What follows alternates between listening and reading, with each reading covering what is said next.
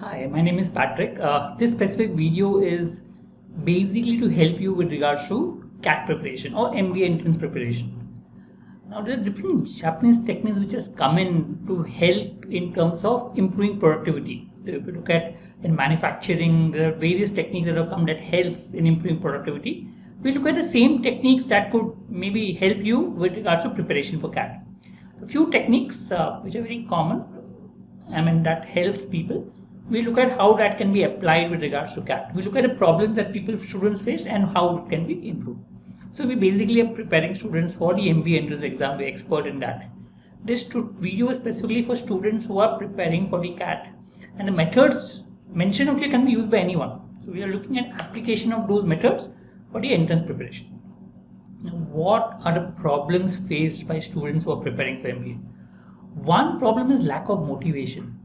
So when students prepare, they feel less motivated to prepare because a lot of students find they're weak in verbal, so don't like to read, or weak in maths, so don't want to prepare for mathematics, and because of which boredom sets in, and these are the most common obstacles. So no motivation, don't feel like preparation, etc.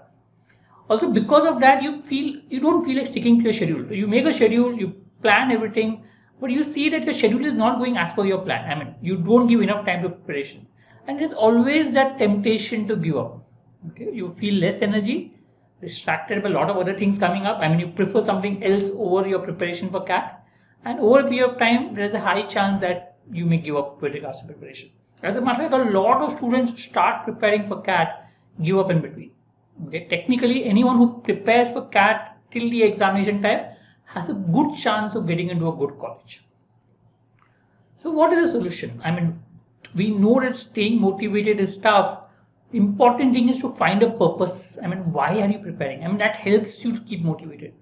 So the learning, whatever you're learning, should be purposeful. There should be some, end goal or end thing that should help with regards to learning. Then only you'll feel like learning.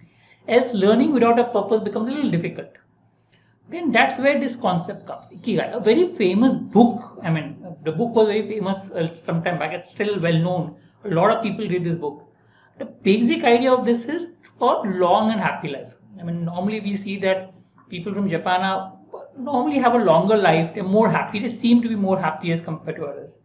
And the main reason because it is because reason of living. They know what reason they are living for, and accordingly inculcate that in your life.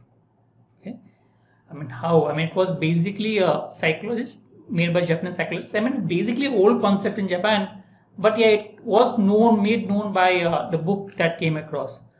This is also because whatever you're doing, it should bring a sense of fulfillment when you're looking at it. So when you do some activity, you should do with devotion, and that will help you to enjoy the activity. Okay. Also, it comes in the concept of flow. There's a flow which was brought by the Hungarian American.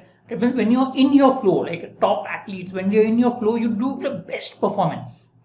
So this concept is on par with that.